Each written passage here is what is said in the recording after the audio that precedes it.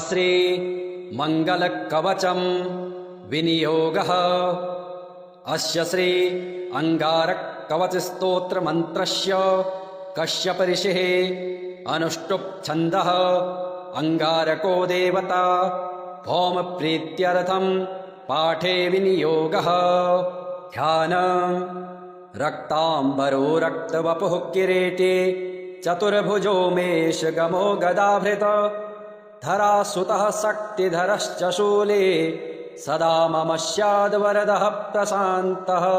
अंगारकः शिरो रक्षेन् मुखं वैधरणीसुतः स्रवो रक्तांबरः पातु नेत्रे मे रक्तलोचनः। नाशां शक्तिधरः पातु मुखं मे रक्तलोचनः। भुजौ मे रक्तमाले च हस्तौ शक्तिधरस्तथा। वक्षः पातु वरांगश्च हृदयं पातु रोहितः। कटिं मे गृहराजश्च मुखं चैव धराशुतः। जानुजङ्घे कुजः पातु पादौ भक्तप्रियः सदा। सर्वाण्यानि चाङ्गानि रक्षेन्मे मेषवाहनः। य इदं कवचं दिव्यं सर्वशत्रुनिवारणं भूतप्रेतपिशाचानां नाशनं सर्वसिद्धिदां। सर्वरोगहरं चैव सर्वसम्पत्प्रदं शुभं भुक्तिमुक्तिप्रदं नृणां सर्वसौभाग्यवर्धनं। रोगबन्धविमोक्षं च सत्यमेतन्न संशयः। अंगारकः शिरो रक्षेन् मुखं वैधरणीसुतः स्रवो रक्तांबरः पातु नेत्रे मे रक्तलोचनः। नाशां शक्तिधरः पातु मुखं मे रक्तलोचनः। भुजौ मे रक्तमाले च हस्तौ शक्तिधरस्तथा। वक्षः पातु वरांगश्च हृदयं पातु रोहितः। कटिं मे गृहराजश्च मुखं चैव धराशुतः। जानुजङ्घे कुजः पातु पादौ भक्तप्रियः सदा। सर्वाण्यानि चाङ्गानि रक्षेन्मे मेषवाहनः। य इदं कवचं दिव्यं सर्वशत्रुनिवारणं भूतप्रेतपिशाचानां नाशनं सर्वसिद्धिदां। सर्वरोगहरं चैव सर्वसम्पत्प्रदं शुभं भुक्तिमुक्तिप्रदं नृणां सर्वसौभाग्यवर्धनं। रोगबन्धविमोक्षं च सत्यमेतन्न संशयः। अंगारकः शिरो रक्षेन् मुखं वैधरणीसुतः स्रवो रक्तांबरः पातु नेत्रे मे रक्तलोचनः। नाशां शक्तिधरः पातु मुखं मे रक्तलोचनः। भुजौ मे रक्तमाले च हस्तौ शक्तिधरस्तथा। वक्षः पातु वरांगश्च हृदयं पातु रोहितः। कटिं मे गृहराजश्च मुखं चैव धराशुतः। जानुजङ्घे कुजः पातु पादौ भक्तप्रियः सदा। सर्वाण्यानि चाङ्गानि रक्षेन्मे मेषवाहनः। य इदं कवचं दिव्यं सर्वशत्रुनिवारणं भूतप्रेतपिशाचानां नाशनं सर्वसिद्धिदां। सर्वरोगहरं चैव सर्वसम्पत्प्रदं शुभं भुक्तिमुक्तिप्रदं नृणां सर्वसौभाग्यवर्धनं। रोगबन्धविमोक्षं च सत्यमेतन्न संशयः। अंगारकः शिरो रक्षेन् मुखं वैधरणीसुतः स्रवो रक्तांबरः पातु नेत्रे मे रक्तलोचनः। नाशां शक्तिधरः पातु मुखं मे रक्तलोचनः। भुजौ मे रक्तमाले च हस्तौ शक्तिधरस्तथा। वक्षः पातु वरांगश्च हृदयं पातु रोहितः। कटिं मे गृहराजश्च मुखं चैव धराशुतः। जानुजङ्घे कुजः पातु पादौ भक्तप्रियः सदा। सर्वाण्यानि चाङ्गानि रक्षेन्मे मेषवाहनः। य इदं कवचं दिव्यं सर्वशत्रुनिवारणं भूतप्रेतपिशाचानां नाशनं सर्वसिद्धिदां। सर्वरोगहरं चैव सर्वसम्पत्प्रदं शुभं भुक्तिमुक्तिप्रदं नृणां सर्वसौभाग्यवर्धनं रोगबन्धविमोक्षं च सत्यमेतन्न संशयः अङ्गारकः शिरो रक्षेन् मुखं वैधरणीसुतः स्रवो रक्ताम्बरः पातु नेत्रे मे रक्तलोचनः नाशां शक्तिधरः पातु मुखं मे रक्तलोचनः भुजौ मे रक्तमाली च हस्तौ शक्तिधरस्तथा वक्षः पातु वराङ्गश्च हृदयं पातु रोहितः कटिं मे गृहराजश्च मुखं चैव धराशुतः जानुजङ्गे कुजः पातु पादौ भक्तप्रियः सदा सर्वाण्यानि चाङ्गानि रक्षेन्मे मेषवाहनः य इदं कवचं दिव्यं सर्वशत्रुनिवारणं भूतप्रेतपिशाचानां नाशनं सर्वसिद्धिदां सर्वरोगहरं चैव सर्वसम्पत्प्रदं शुभं भुक्तिमुक्तिप्रदं नृणां सर्वसौभाग्यवर्धनं रोगबन्धविमोक्षं च सत्यमेतन्न संशयः अङ्गारकः शिरो रक्षेन् मुखं वैधरणीसुतः स्रवो रक्ताम्बरः पातु नेत्रे मे रक्तलोचनः नाशां शक्तिधरः पातु मुखं मे रक्तलोचनः भुजौ मे रक्तमाली च हस्तौ शक्तिधरस्तथा वक्षः पातु वराङ्गश्च हृदयं पातु रोहितः कटिं मे गृहराजश्च मुखं चैव धराशुतः जानुजङ्गे कुजः पातु पादौ भक्तप्रियः सदा सर्वाण्यानि चाङ्गानि रक्षेन्मे मेषवाहनः य इदं कवचं दिव्यं सर्वशत्रुनिवारणं भूतप्रेतपिशाचानां नाशनं सर्वसिद्धिदां सर्वरोगहरं चैव सर्वसम्पत्प्रदं शुभं भुक्तिमुक्तिप्रदं नृणां सर्वसौभाग्यवर्धनं रोगबन्धविमोक्षं च सत्यमेतन्न संशयः अङ्गारकः शिरो रक्षेन् मुखं वैधरणीसुतः स्रवो रक्ताम्बरः पातु नेत्रे मे रक्तलोचनः नाशां शक्तिधरः पातु मुखं मे रक्तलोचनः भुजौ मे रक्तमाली च हस्तौ शक्तिधरस्तथा वक्षः पातु वराङ्गश्च हृदयं पातु रोहितः कटिं मे गृहराजश्च मुखं चैव धराशुतः जानुजङ्गे कुजः पातु पादौ भक्तप्रियः सदा सर्वाण्यानि चाङ्गानि रक्षेन्मे मेषवाहनः य इदं कवचं दिव्यं सर्वशत्रुनिवारणं भूतप्रेतपिशाचानां नाशनं सर्वसिद्धिदां सर्वरोगहरं चैव सर्वसम्पत्प्रदं शुभं भुक्तिमुक्तिप्रदं नृणां सर्वसौभाग्यवर्धनं रोगबन्धविमोक्षं च सत्यमेतन्न संशयः अङ्गारकः शिरो रक्षेन् मुखं वैधरणीसुतः स्रवो रक्ताम्बरः पातु नेत्रे मे रक्तलोचनः नाशां शक्तिधरः पातु मुखं मे रक्तलोचनः भुजौ मे रक्तमाली च हस्तौ शक्तिधरस्तथा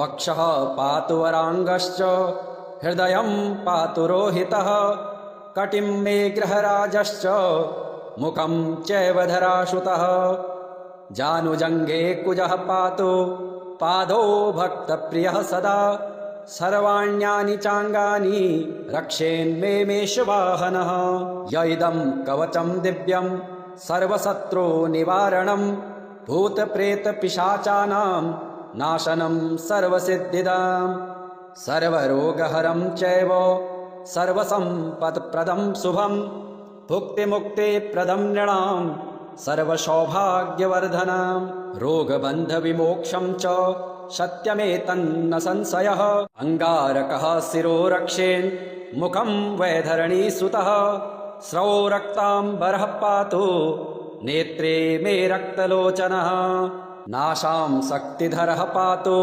मुखं मे रक्तलोचनः भुजौ मे रक्तमाले च हस्तौ शक्तिधरस्तथा वक्षः पातु वराङ्गश्च हृदयं पातु रोहितः कटिं मे गृहराजश्च मुखं चैव धराशुतः जानुजङ्घे कुजः पातु पादौ भक्तप्रियः सदा सर्वाण्यानि चाङ्गानि रक्षेन्मे मेषवाहनः य इदं कवचं दिव्यं सर्वशत्रुनिवारणं भूतप्रेतपिशाचानां नाशनं सर्वसिद्धिदां सर्वरोगहरं चैव सर्वसम्पत्प्रदं शुभं भुक्तिमुक्तिप्रदं नृणां सर्वसौभाग्यवर्धनं रोगबन्धविमोक्षं च सत्यमेतन्न संशयः अङ्गारकः शिरो रक्षेन् मुखं वैधरणीसुतः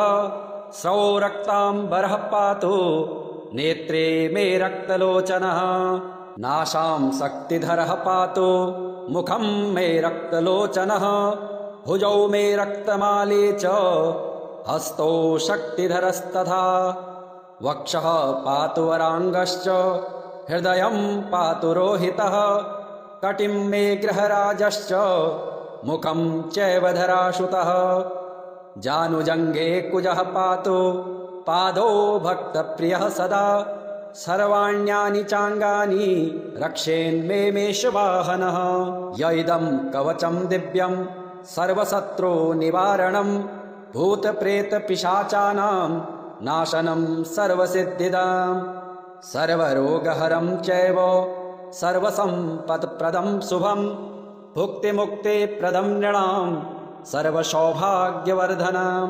रोगबन्धविमोक्षं च सत्यमेतन्न संशयः अङ्गारकः शिरो रक्षेन् मुखं वैधरणीसुतः स्रौ रक्ताम्बरः पातु नेत्रे मे रक्तलोचनः नाशां शक्तिधरः पातु मुखं मे रक्तलोचनः भुजौ मे रक्तमाले च हस्तौ शक्तिधरस्तथा वक्षः पातु वराङ्गश्च हृदयं पातु रोहितः कटिं मे गृहराजश्च मुखं चैव धराशुतः जानुजङ्घे कुजः पातु पादौ भक्तप्रियः सदा सर्वाण्यानि चाङ्गानि रक्षेन्मे मेषवाहनः य इदं कवचं दिव्यं सर्वशत्रुनिवारणं भूतप्रेतपिशाचानां नाशनं सर्वसिद्धिदां सर्वरोगहरं चैव सर्वसम्पत्प्रदं शुभं भुक्तिमुक्तिप्रदं नृणां सर्वसौभाग्यवर्धनं रोगबन्धविमोक्षं च सत्यमेतन्न संशयः अङ्गारकः शिरो रक्षेन् मुखं वैधरणीसुतः स्रौ रक्ताम्बरः पातु नेत्रे मे रक्तलोचनः नाशां शक्तिधरः पातु मुखं मे रक्तलोचनः भुजौ मे रक्तमाले च हस्तौ शक्तिधरस्तथा वक्षः पातु वराङ्गश्च हृदयं पातु रोहितः कटिं मे गृहराजश्च मुखं चैव धराशुतः जानुजङ्घे कुजः पातु पादौ भक्तप्रियः सदा सर्वाण्यानि चाङ्गानि रक्षेन्मे मेषवाहनः य इदं कवचं दिव्यं सर्वशत्रुनिवारणं भूतप्रेतपिशाचानां नाशनं सर्वसिद्धिदां सर्वरोगहरं चैव सर्वसम्पत्प्रदं शुभं भुक्तिमुक्तिप्रदं नृणां सर्वसौभाग्यवर्धनं रोगबन्धविमोक्षं च सत्यमेतन्न संशयः अङ्गारकः शिरो रक्षेन् मुखं वैधरणीसुतः स्रौ रक्ताम्बरः पातु नेत्रे मे रक्तलोचनः नाशां शक्तिधरः पातु मुखं मे रक्तलोचनः भुजौ मे रक्तमाले च हस्तौ शक्तिधरस्तथा वक्षः पातु वराङ्गश्च हृदयं पातु रोहितः कटिं मे गृहराजश्च मुखं चैव धराशुतः जानुजङ्घे कुजः पातु पादौ भक्तप्रियः सदा सर्वाण्यानि चाङ्गानि रक्षेन्मे मेषवाहनः य इदं कवचं दिव्यं सर्वशत्रुनिवारणं भूतप्रेतपिशाचानां नाशनं सर्वसिद्धिदां सर्वरोगहरं चैव सर्वसम्पत्प्रदं शुभं भुक्तिमुक्तिप्रदं नृणां सर्वसौभाग्यवर्धनं रोगबन्धविमोक्षं च सत्यमेतन्न संशयः अङ्गारकः शिरो रक्षेन् मुखं वैधरणीसुतः स्रवो रक्ताम्बरः पातु नेत्रे मे रक्तलोचनः नाशां शक्तिधरः पातु मुखं मे रक्तलोचनः भुजौ मे रक्तमाली च हस्तौ शक्तिधरस्तथा वक्षः पातु वराङ्गश्च हृदयं पातु रोहितः कटिं मे ग्रहराजश्च मुखं चैव धराशुतः जानुजङ्गे कुजः पातु पादौ भक्तप्रियः सदा सर्वाण्यानि चाङ्गानि रक्षेन्मे मेषवाहनः य इदं कवचं दिव्यं सर्वशत्रुनिवारणं भूतप्रेतपिशाचानां नाशनं सर्वसिद्धिदां सर्वरोगहरं चैव सर्वसम्पत्प्रदं शुभं भुक्तिमुक्तिप्रदं नृणां सर्वसौभाग्यवर्धनं रोगबन्धविमोक्षं च सत्यमेतन्न संशयः अङ्गारकः शिरो रक्षेन् मुखं वैधरणीसुतः स्रवो रक्ताम्बरः पातु नेत्रे मे रक्तलोचनः नाशां शक्तिधरः पातु मुखं मे रक्तलोचनः भुजौ मे रक्तमाली च हस्तौ शक्तिधरस्तथा वक्षः पातु वराङ्गश्च हृदयं पातु रोहितः कटिं मे ग्रहराजश्च मुखं चैव धराशुतः जानुजङ्गे कुजः पातु पादौ भक्तप्रियः सदा सर्वाण्यानि चाङ्गानि रक्षेन्मे मेषवाहनः य इदं कवचं दिव्यं सर्वशत्रुनिवारणं भूतप्रेतपिशाचानां नाशनं सर्वसिद्धिदां सर्वरोगहरं चैव सर्वसम्पत्प्रदं शुभं भुक्तिमुक्तिप्रदं नृणां सर्वसौभाग्यवर्धनं रोगबन्धविमोक्षं च सत्यमेतन्न संशयः अङ्गारकः शिरो रक्षेन् मुखं वैधरणीसुतः स्रवो रक्ताम्बरः पातु नेत्रे मे रक्तलोचनः नाशां शक्तिधरः पातु मुखं मे रक्तलोचनः